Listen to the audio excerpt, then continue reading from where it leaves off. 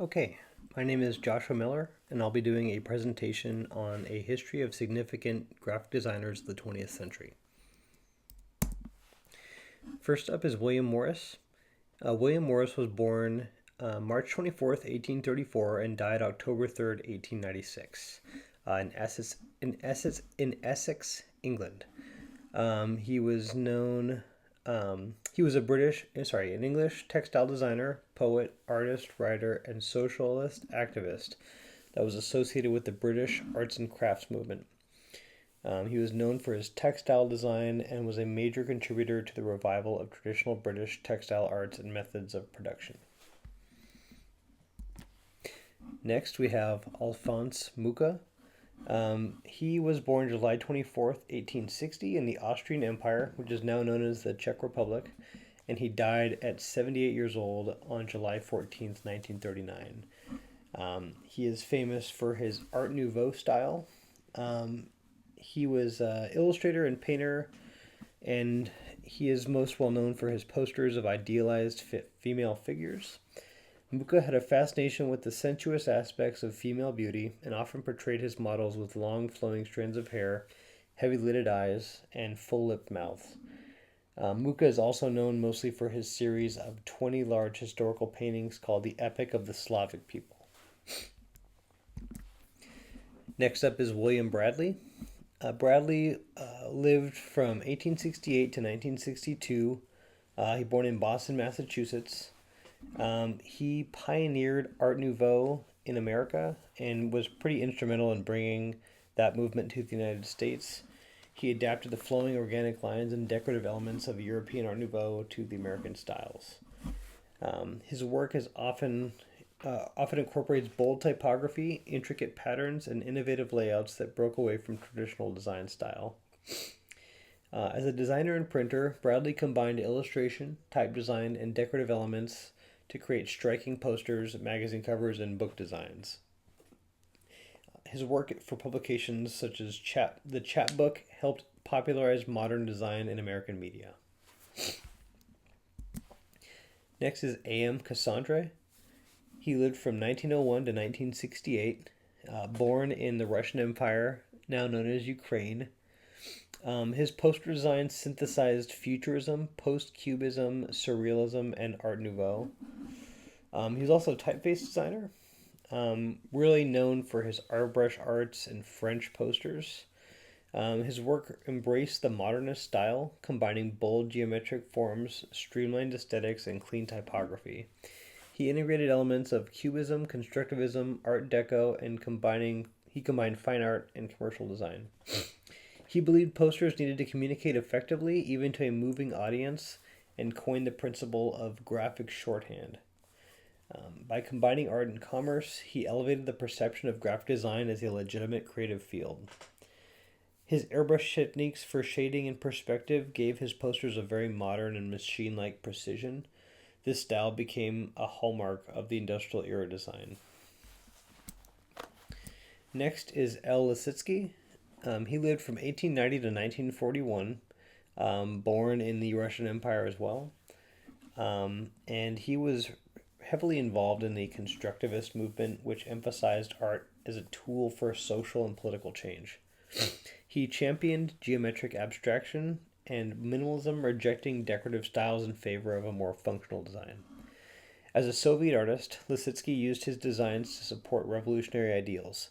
His famous propaganda poster, "Beat the Whites with the Red Wedge," in 1919, is a perfect example of using abstraction and symbolism for political messaging. Lissitzky's ideas influenced the Bauhaus movement, which shared his belief in merging art with industrial design and technology. Next is Jan Schichold, born in 1902 and lived to 1974, born in Germany.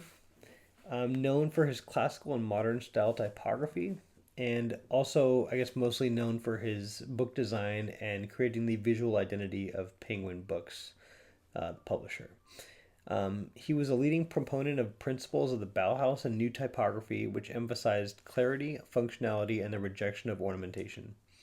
He advocated for asymmetrical layouts and the use of sans serif typefaces and grid-based design to create a more rational and effective visual communication. Schickel introduced systematic approaches to typography, including the use of consistent margins, type hierarchy, and proportional layouts. While he was working for Penguin in the late 40s, he established a unified typographic system and improved the aesthetic quality of mass market books, making good design accessible to the public. His work demonstrated the importance of consistent branding as well. Next, we have Laszlo Moholy-Nagy. He was a key proponent of the Bauhaus movement, where he taught and also promoted modernist principles such as functionality, abstraction, and combining of art and industry. He lived from 1895 to 1946, born in Austria-Hungary. And like I said, he was part of the Bauhaus movement, known for his constructivism style. His graphic design work embraced asymmetry, geometric forms, and had a strong emphasis on dynamic composition. He was an advocate for incorporating emerging technologies into art and design like photography and film. He also founded the New Bauhaus in Chicago in 1937 and brought Bauhaus principles to the United States, influencing American design education.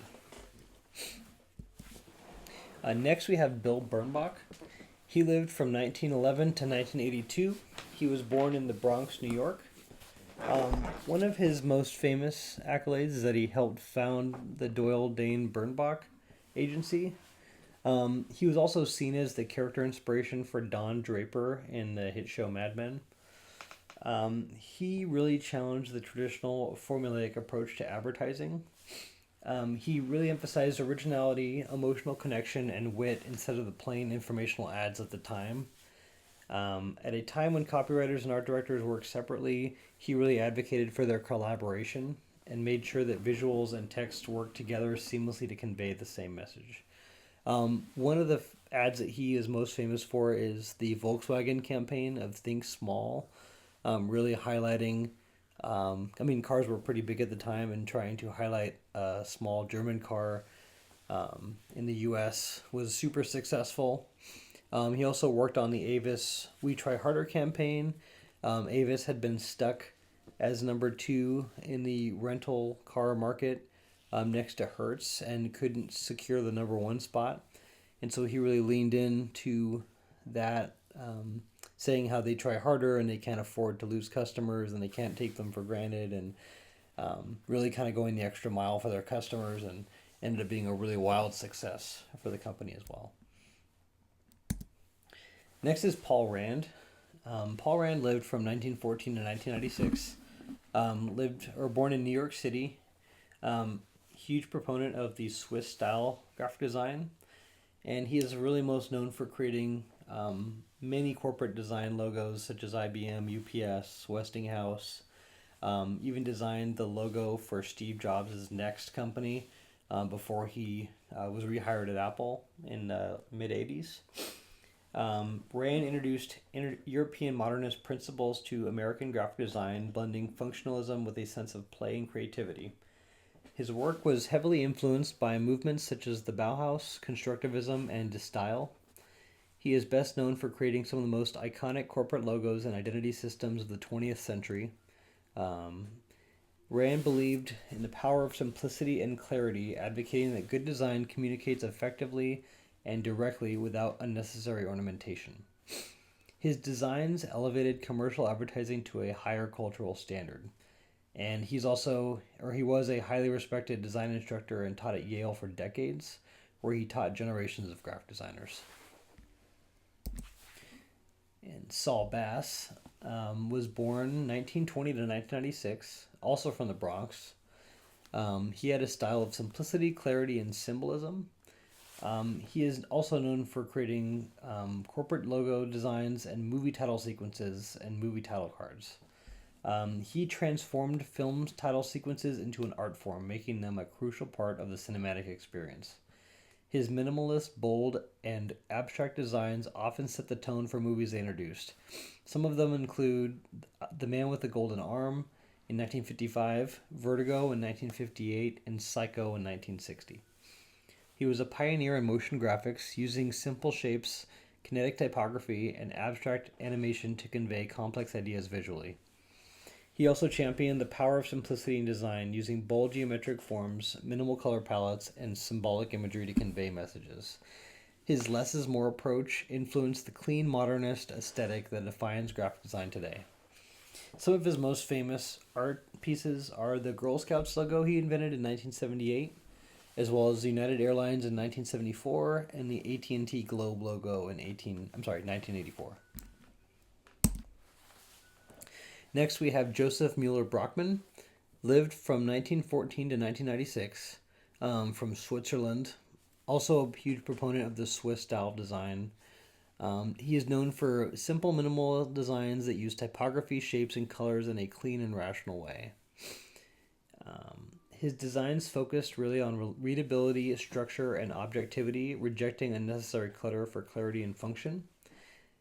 He was also a huge pioneer in the use of grids to create balanced layouts.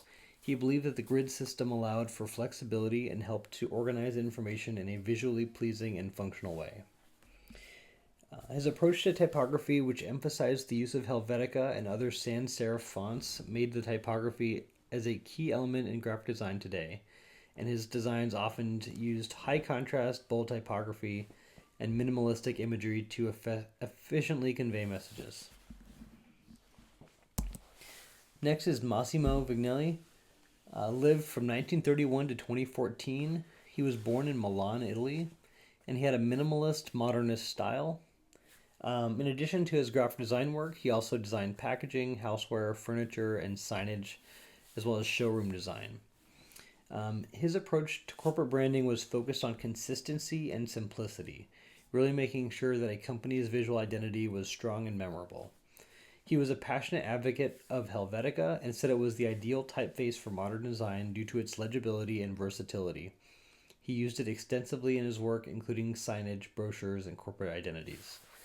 He is also a strong proponent of typography and focused on precision, alignment, and hierarchy to ensure readability and communication. One of his most famous designs was of the New York subway map in 1972, which used a simplified geometric layout to make navigation easier. As a result, his designs had a huge impact on the design of public transportation maps around the world. He was also a firm believer that design is not art. He instead saw design as a problem-solving discipline that should communicate information clearly and functionally without unnecessary distractions. And in some of his designs are widely recognizable, such as the American Airlines design he designed in 1967. It says fruit. Should say American Airlines, and in his Bloomingdale's logo in 1972. Next, we have Victor Moscoso. He was born in 1936 and is still alive today. He was born in Bilbao, Spain, widely known for his psychedelic art and rock posters of the 1960s. He was one of the top designers in the psychedelic art movement of the 60s. His posters for rock concerts became iconic symbols of the Flower Power era. He created visually striking posters that used bold, contrasting colors, distorted visuals, and intricate typography to reflect the mind-altering effects associated with psychedelic drugs, music, and culture. His approach to typography was also very innovative. He often combined playful, unconventional fonts with traditional serif typefaces. His typography was often deliberately difficult to read, adding to the sense of disorientation, which was a key element of the psychedelic experience, as well as serving to attract a specific audience of younger people to these shows. His work also spans many album covers, advertising, and alternative art movements. Designers in later decades looked to his work as a precedent for pushing the boundaries of color, typography, and layout. Next is Milton Glaser. He lived from 1929 to 2020, born in the Bronx, New York. He's known for having playful, psychedelic, and colorful geometric styles. Probably best known for his I Love New York logo that was designed in 1977, which became a symbol of New York City and American pop culture. He originally designed the logo as part of a tourism campaign to rebrand New York as a fun, safe place. The logo captured the spirit of the city's energy in a simple and powerful way. The combination of a heart and bold, simple typography made it universally admired and instantly recognizable. Throughout his career, he emphasized the importance of simplicity and clarity in design, and believed that effective communication should always be at the core of any design. Whoops, sorry. He also co-founded the design studio Pushpin Studios in 1954, which played a pivotal role in shaping design styles in the 50s and 60s. He also designed the famous Dylan poster in 1966, as well as an Aretha Franklin poster in 1968. Next is David Carson, also born in 1955 and is currently still alive. He was born in Corpus Christi, Texas. He is known as being the godfather of grunge typography and pioneered the use of distressed textures, layered backgrounds, and rough layouts in design. He is considered one of the leading figures in postmodern graphic design, which rejects the strict rules and formalism of modernist design. His designs embraced chaos, disorder, and non-traditional layouts. He employed asymmetry, fragmentation, and distorted typography in ways that conveyed emotion and created a more personal connection with the viewer. His work as art director of Reagan magazine from 1992 to 2000 is his most iconic work. The magazine, which discussed music and pop culture, became a platform for him to push the boundaries of graphic design. The magazine also challenged the idea that typography and design should be purely functional, and instead it embraced design as a form of self-expression and visual storytelling. He's designed many album covers, magazine layouts, and posters for musicians such as Nine Inch Nails, The Prodigy, and Perry Farrell of Jane Addiction. His designs match the raw, edgy, and rebellious spirit of grunge music in the 90s. Next is Neville Brody. He was born in 1957 in Southgate, London, England, known for a post-punk style and magazine design, as well as album covers and advertisements throughout the 80s. He is known for having an innovative approach to typography as well. His work broke traditional design rules and introduced new experimental typographic forms that would go on to shape the future of graphic design. Brody was closely involved with the punk rock music of the 80s as an art director for The Face magazine. His designs reflected the rebellious, bold, anti-establishment attitudes of the era. He used graphic design to connect with young, alternative audiences, incorporating punk-inspired aesthetics, experimental typography, and bold imagery. As the director of The Face magazine, Brody revolutionized magazine design by creating a visually compelling, experimental layouts that challenged convention. These design choices made the magazine visually striking and aligned with the rebellious spirit of the punk rock movement of the time. He also believed graphic design should be intelligent, thought-provoking, and conceptually driven, and not just merely decorative. And these are some album covers he's designed. One for Cabaret Voltaire in 1984, one for Mambo Sun in 1982, and then Kraftwerk, which is a band I like a lot, came out in 1978, The Man Machine. All right, next is Ruth Ansel. She was born in 1938 in the Bronx, New York. Known for co-directing Harper's Bazaar in the 60s, art director for the New York Times Magazine in the 70s, and reinventing Vanity Fair in the 80s. She was one of few female art directors working in an industry dominated by men in the mid-20th century. She is best known for her groundbreaking work as the art director of New York Times Magazine during the 60s and 70s, where she played a pivotal role in reshaping the magazine's style, turning it into one of the most influential magazines of the time. Her approach to layout and typography in the New York Times Magazine helped elevate editorial design from a functional task to an expressive, story-driven art. Her work also helped to bridge the gap between art and journalism. She believed editorial design should not merely be about presenting information, but about creating a visual experience that enhanced storytelling of the content. And these were the covers she worked on: Harper's Bazaar in 1963, Vanity Fair in 1986, with Lady Madonna, and then Harper's Bazaar again in 1969. These were just a few examples of what she's done for those magazines. And then Michael Beirut, born in 1957 in Cleveland, Ohio, has worked at Pentagram since 1990, which is one of the leading design firms around the world. He is also known for creating Hillary Clinton's 2016 presidential campaign logo. He is most well known for his work in branding and corporate identity design. His clean, modern style of corporate branding helped change the way companies communicate their ideas through design. He became a partner at Pentagram, one of the world's most prestigious and influential design firms in 1990. And he's also an advocate for the idea that design is about problem solving and should always be grounded in strategic thinking.